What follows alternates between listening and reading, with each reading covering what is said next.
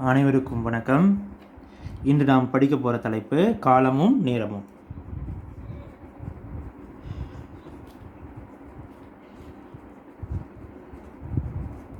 சரி, முதல்ல நம்ம கடிகாரம் மாணவர்களுக்கு ரொம்ப பரிச்சயமான ஒன்றாக இருக்கும். ஆனால் இருந்தாலும் கடிகார சம்பந்தமான தலைப்பு பார்க்குறது முன்னுக்கு கடிகாரம்னா என்ன அப்படின்னு நம்ம பார்த்துருவோம். கடிகாரத்தில் 2 முள் கண்டிப்பாக மாணவர்களுக்கு தெரிஞ்சிருக்கணும். ஒன்று நீண்ட முள்,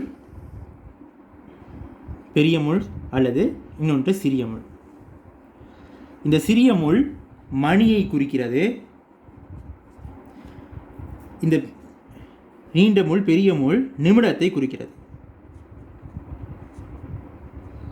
இன்னொரு முள் இருக்கிறது, அது வேகமாக ஓடிக்கொண்டே இருக்கும், அது வினாடி முள். சரி, இந்த மாணவர்கள் கண்டிப்பாக இந்த ஒன்று எத்தனை நிமிடத்தை குறிக்குதுன்னு கண்டிப்பாக தெரிஞ்சிருக்கணும். 5 நிமிடம். 5ஆம் வாய்ப்பாடு பயன்படுத்தி சுலபமாக செய்தரலாம். 5, 10, 15, 20, 25, 30, 35, 40, 45, 50, 55, 60. சரி, இப்போ மணி இந்த கடிகாரத்தை பொறுத்த வரையில் மணி 3. எப்படி 3ன்னு தெரிஞ்சிச்சுன்னா மணிமுள் 3ஐ குறிக்கிறது.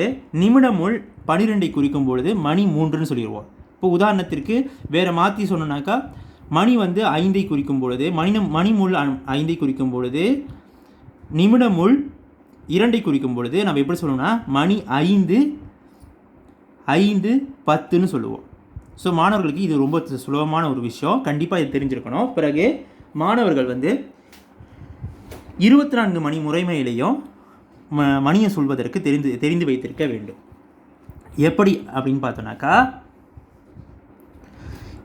இங்கே மணி நமக்கு ஒவ்வொரு நாளும்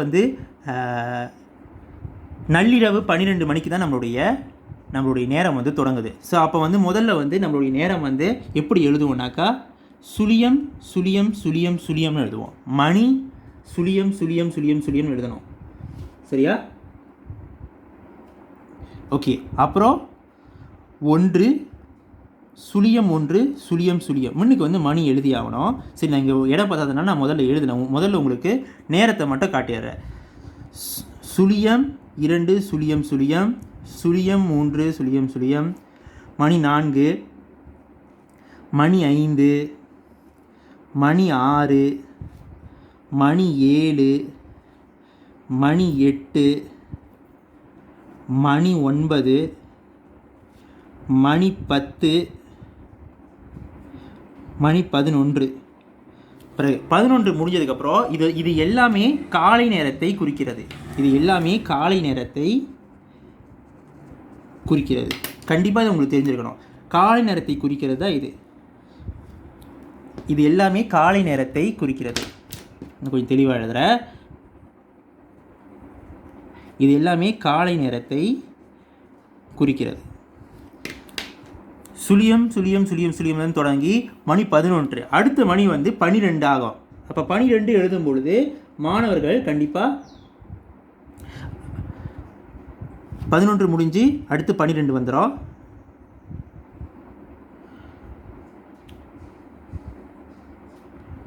இது மதிய நேரத்தை தொடங்குது. அப்போ 13,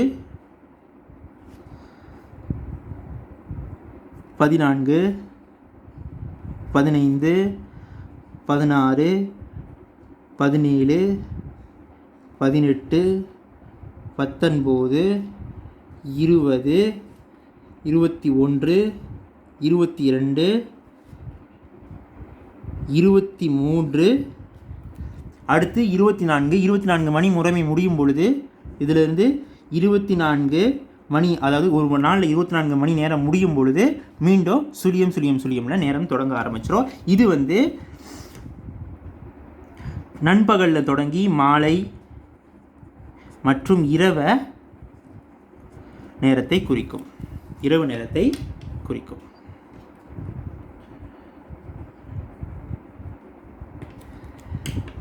சரி, தொடர்ந்து மாணவர்கள் எப்படி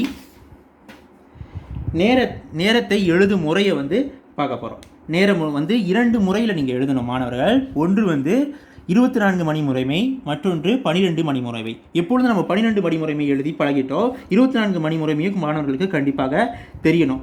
உதாரணத்திற்கு 4:40 PM 4:40 PM மாணவர்கள் கண்டிப்பாக 24 மணி முறைமையில் எப்படி எழுதணும்னா 16:40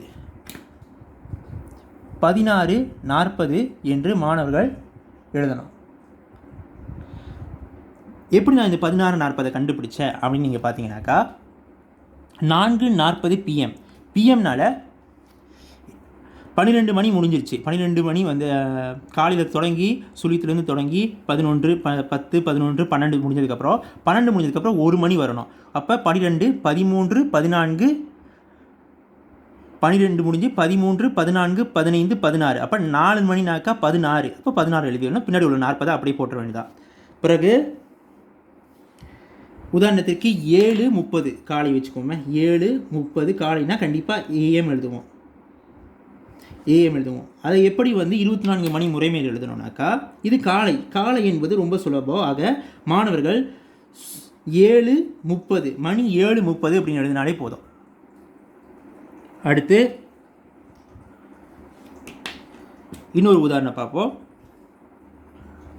5:45 AM. இதை மாணவர்கள் எப்படி எழுதணும்? மணி இது வந்து ஏஎம்னால நம்ம வந்து எதுவும் மாற்றணும்னு அவசியம் இல்லை.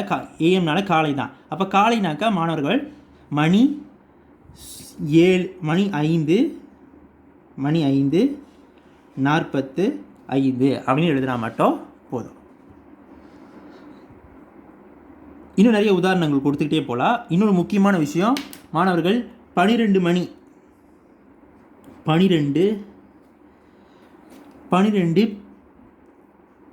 PM இதை மாணவர்கள் எப்படி எழுதணும்னாக்கா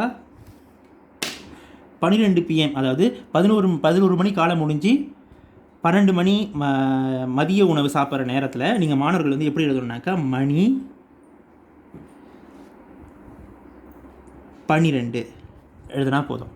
அதே 12 AM மாணவர்கள் எப்படி எழுதணும் அப்படின்னாக்கா மணி சுழியம். ஏன்னா நாள் இங்கே தான் தொடங்குது. நாள் இங்கே தொடங்குறதுனால நீங்கள் மணி சுழியம் எழுதுனா மட்டும் போதும். இது வந்து 24 மணி முறைமையிலையும் 12 மணி முறைமையிலையும் மாணவர்கள் எழுத தெரிந்து கொள்ள வேண்டியது. சரி, தொடர்ந்து மாணவர்கள் வந்து கூட்டல், கழித்தல், பெருக்கல், வகுத்தல் அப்படின்னு 4 முறையும் நீங்கள் வந்து தெரிஞ்சிருக்கணும். முதல்ல வந்து நேரத்தில் வந்து எப்படி கூட்டல் செய்யுது, சேர்த்தல் செய்கிறது அப்படின்னு பார்க்க போகிறோம். சரி, இதில் வந்து மாணவர்கள் கண்டிப்பாக டி மெத்தட் கண்டிப்பாக பயன்படுத்தியிருப்பாங்க. இங்கே வந்து நான் ஒரு கேள்வி கொடுக்குறேன். 2 மணி 45 நிமிடம்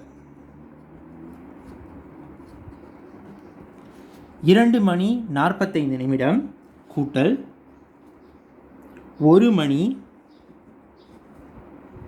30 நிமிடம்.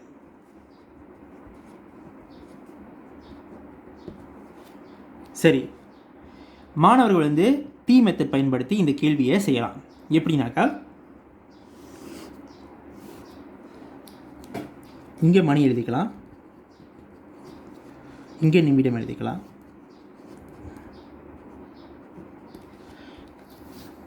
சரி, 2 மணி 45 நிமிடம் 1 மணி 30 நிமிடம். சரி, அப்போ இது நம்ம கூட்டணும்னாக்கா 5, 7, இங்கே 3 கிடைக்குது. இப்போ என்ன பிரச்சனைனாக்கா நிமிடத்தில் வந்து நமக்கு தெரிஞ்ச அளவுக்கு நிமிடத்தில் வந்து 60 நிமிடம் தான் இருக்கிறது.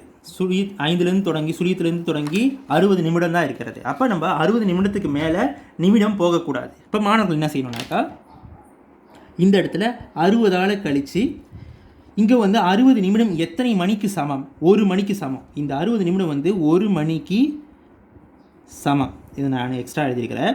இந்த 1 மணியை வந்து இங்கே கழிச்சதுனால இந்த இடத்துல கண்டிப்பாக மாணவர்கள் கூட்டிக் கொள்ள வேண்டும். இப்போ நம்ம கிடைக்கக்கூடிய விடை என்னென்னா 15, இங்கே 4. அப்போ விடை என்னது? 4 மணி 15 நிமிடம்.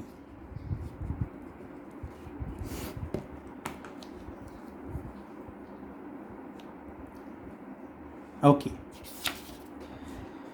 அடுத்து கழித்தல் பார்க்கலாம். முதல்ல கேள்வி எழுதுகிறேன். 5 வாரம்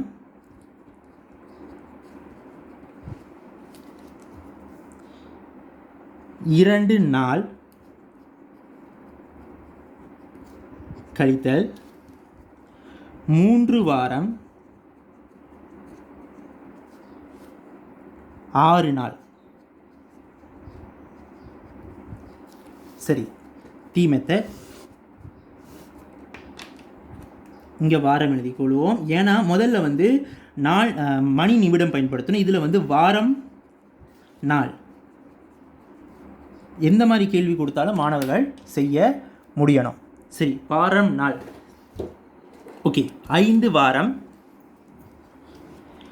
2 நாள் 3 வாரம் 6 நாள் மாணவர்கள் கழிக்கணும். சரி, 2 நாள்லேருந்து 6 நாளை கண்டிப்பாக கழிக்க முடியாது. அப்போ மாணவர்கள் இங்கே வாரத்திலிருந்து எடுத்து செல்ல வேண்டும். சரி, இங்கே வந்து 4 வாரம் இருக்குது, அதை வெட்டி 5 வாரம் இருக்குது, அதை வெட்டி 4 வாரமாக போட்டாச்சு. சரி, இங்கே வாரத்திலிருந்து நாளுக்கு கொண்டு வரும்பொழுது ஒரு வாரம் எத்தனை நாள் என்று மாணவர்கள் கண்டிப்பாக தெரிந்து கொள்ள வேண்டும். ஒரு வாரம் 7 நாள், 7 நாட்கள். அப்போ இங்கே ஒரு வாரத்திலேருந்து எடுத்து வரும்பொழுது மாணவர்கள் இந்த இடத்துல 7 நாளை எடுத்துகிட்டு வரணும். 7 நாள் இங்கே ஏற்கனவே 2 நாள் இருந்தது இல்லையா? அப்போ இந்த 2 நான் இங்கே எழுதிட்டேன். அப்போ நமக்கு இங்கே என்ன கிடைக்குது? 7 கூட்டல் 2 நமக்கு 9 கிடைக்குது. அப்போ இந்த 9லேருந்து தான் மாணவர்கள் கழிக்க வேண்டும். 9லேருந்து 6 கழிச்சா நமக்கு என்ன கிடைக்குது? 3 கிடைக்கும்.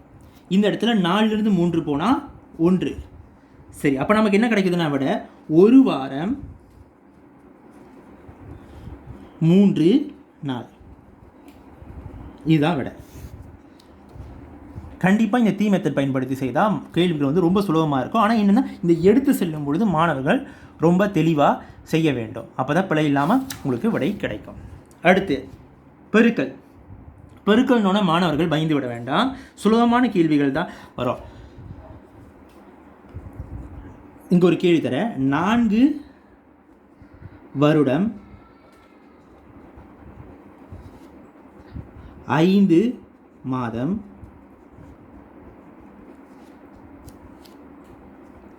பெருக்கல் 5. இதான் கேள்வி. ஸோ மாணவர்கள் எப்படி செய்யலாம் அப்படின்னு நீங்கள் பார்த்தீங்கன்னாக்கா, முதல்ல தீ மெத்தட். இங்கே வருடம், இங்கே மாதம். 4 வருடம் 5 மாதம் பெருக்கல் 5. சரி, 5 5 25, 4 5 20. சரி, இதோட முடியவில்லை. இன்னும் இந்த கேள்வி வந்து இன்னும் முடியல, முழுமையாக நம்ம என்ன செய்து முடிக்கல. எப்படின்னாக்கா, எப்படி முடிகிறது அப்படின்னாக்கா, மாதம் வந்து ஒரு வருடத்தில் ஒரு வருடம் எத்தனை மாதங்கள் இருக்கின்றதை மாணவர்கள் ஞாபகம் வச்சுக்கணும். கண்டிப்பாக ஒரு வருடத்தில் 12 மாதம் இருக்கின்றன. 12 மாதம் இருக்கின்றன. அப்போ இங்கே வந்து நம்ம பார்த்தோம்னாக்கா, அப்போ 12 மாதம்னா இதுக்குள்ளே எத்தனை 12 மாதங்கள் இருக்குது? ஒரு 12 12 12 24. அப்போ 2 வருடங்கள் இதுக்குள்ளே இருக்குது. 2 பெருக்கள் 12 24 இல்லையா? அப்போ 24 நம்ம இங்கே பயன்படுத்தணும்னா அப்போ 2 வருடம் இங்கே இருக்குது. அப்போ நம்ம என்ன செய்யலாம்னாக்கா, இந்த 25 மாதத்திலிருந்து 24 மாதங்களை கழிச்சுட்டு இங்கே கழிச்சா, இங்கே 24 கழிச்சிங்கனாக்கா இந்த இடத்துல வருடத்தில் கண்டிப்பாக 24 கொடுக்கக்கூடாது, நம்ம 2 தான் கூட்டணும். ஏன் 2 கூட்டுறோம்னா 24 வந்து 2 வருடத்திற்கு சமம். 24 மாதம் வந்து 24 மாதம் வந்து 2 வருடத்திற்கு சமம். அப்போ இங்கே 2 கூட்டிக்கணும். ஏன்னா இங்கேருந்து கழிக்கிறோம்ல, அப்போ இங்கே கூட்டிக்கணும்.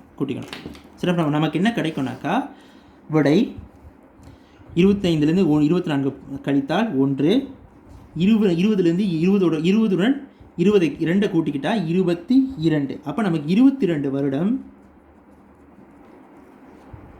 1 மாதம். இதான் விடை கிடைக்கும். ஸோ மாணவர்கள் இப்படி செய்யலாம். அடுத்து வகுத்தல். சரி, வகுத்தல் மாணவர்கள் 8 நாள் 4 மணி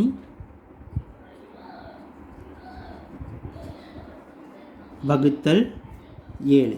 சரி, எப்படி செய்யுது அப்படின்னாக்கா எப்போது மாதிரி தான், ஆனால் பிரிச்சுக்கணும். 8 நாள் 4 மணி. சரி, 7ஆல் வகுக்கணும். 1 7, மீதம் நமக்கு எவ்வளோ கிடைக்குது? 1 நாள் கிடைக்குது இல்லையா? இந்த 1 நாள் வந்து எத்தனை மணிக்கு சமம்? 1 நாள் எத்தனை மணிக்கு சமம் அப்படின்னு நம்ம பார்த்தோன்னா இங்கே எடுத்து போக வேண்டியதா. 24 இல்லையா? 24 மணி. அப்போ நமக்கு இங்கே எத்தனை, இங்கே ஏற்கனவே 4 மணி இருக்குல்ல, அப்போ மொத்தமாக அது வந்து 28 மணி ஆயிடுது. 28 மணி. அப்போ 7ஆம் வாய்ப்பாடில் 4 28. இப்போ மீதம் இல்லை, முடிஞ்சது. நமக்கு மீதம் கிடைக்கல. ஆக நமக்கு என்ன விட கிடைக்குதுனாக்கா 1 நாள் 4 மணி. சரி, இதெல்லாம் வந்து ரொம்ப பேசிக்கான கூட்டல், கழித்தல், வகுத்தல், பெருக்கல். சரி, இதெல்லாம் மாணவர்கள் கண்டிப்பாக தெரிஞ்சிருக்கணும். அதே சமயத்தில் மாணவர்களுக்கு இன்னொரு சில முக்கியமான தகவல்லாம் மாணவர்கள் கண்டிப்பாக தெரிஞ்சிருக்கணும். என்ன அப்படின்னு பார்த்தோன்னா, நான் அதெல்லாம் வரிசைப்படுத்திகிட்டே போகிறேன்.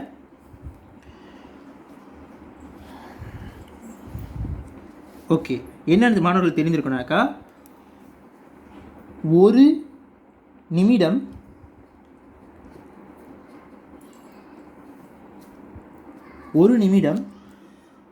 60 வினாடி. மாணவர்கள் இதை மனப்பாடம் செய்து வைத்திருக்க வேண்டும். 1 மணி 60 நிமிடம். 1 மணி 60 நிமிடம். 1 நாள் 24 மணி நேரம். 1 நாள் 24 மணி நேரம். 1 வாரம் 7 நாள். 1 வாரம் 7 நாள் என்பது மாணவர்கள் தெரிஞ்சு வச்சுக்கணும். ஒரு மாதத்தில் 21 மாதத்தில் வந்து மாணவர்கள் வந்து கண்டிப்பாக தெரிஞ்சு வச்சுக்க வேண்டியதுன்னா, ஒரு மாதத்தில் வந்து 4 வாரம் இருக்கிறது. 4 வாரம் இருக்கிறது. ஒரு வாரத்தில் 4 வாரம் இருக்கிறது. பிறகு மாணவர்கள் ஒரு வாரத்தில் வந்து எத்தனை நாட்கள் இருக்கிறது அப்படின்னு தெரிஞ்சுக்கணும்.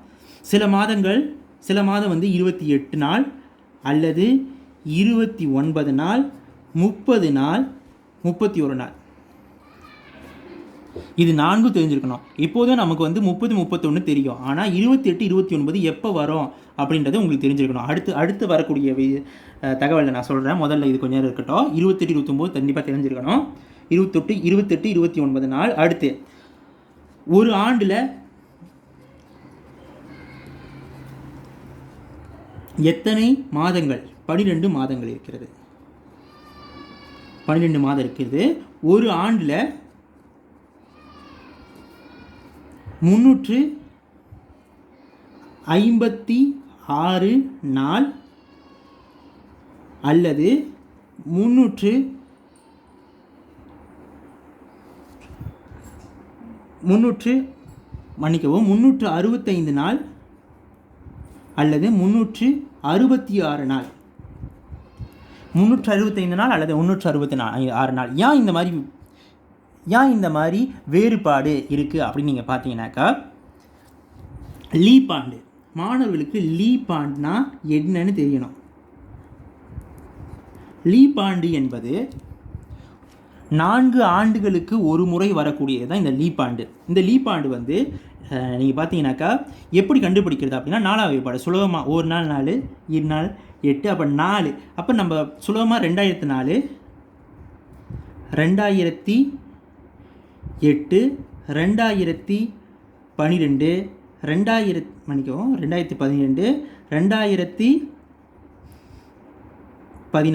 2016, 2020,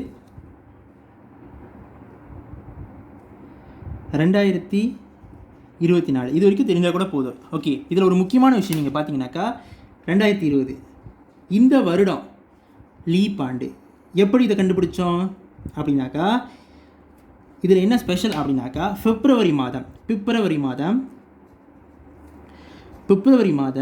லீப் ஆண்டில் கண்டிப்பாக 29 நாட்கள் இருக்கும். 29 நாட்கள் இருக்கும். மற்ற ஆண்டுலாம் இப்போ உதாரணத்துக்கு இந்த நடுவில் இருக்கக்கூடிய 2019, 2018, 2017லாம் 28 நாட்கள் மட்டும்தான் இருக்கும்.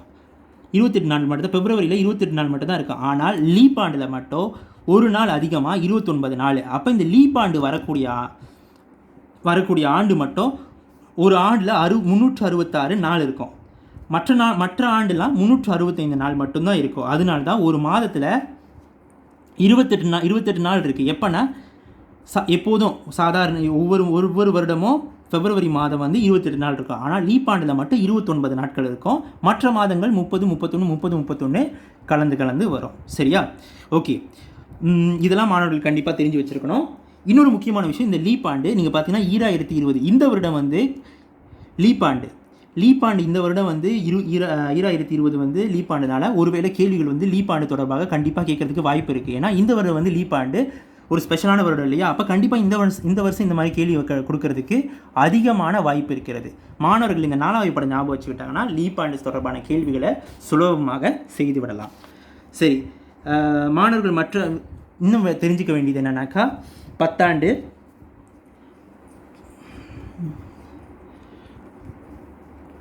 ஆண்டுனா 10 வருடம், நூற்றாண்டுனா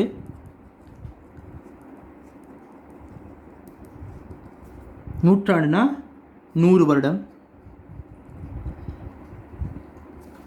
பிறகு இன்னொரு முக்கியமான விஷயம் மாணவர்கள் என்ன தெரிஞ்சுக்கணும்னாக்கா, மணி, அரை மணி அப்படின்னு கொடுத்தாங்கன்னா இது ரொம்ப முக்கியம். ஏன்னா கேள்வி பேப்பர் 2 கேள்வியில் மாணவர்கள் ரொம்ப அதிகமாக பிழை செய்கிறது இது மாதிரி.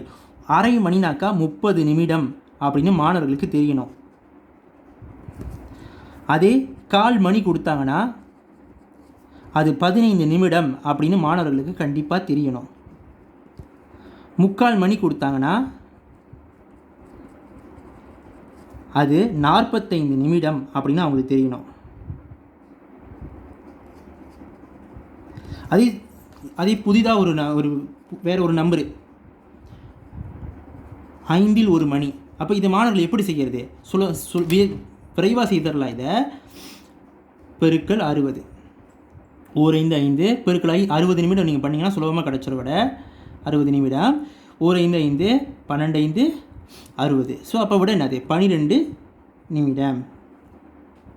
அப்போ இந்த மாதிரி செய்யக்கூடிய கணக்கு உங்களுக்கு தெரியணும்.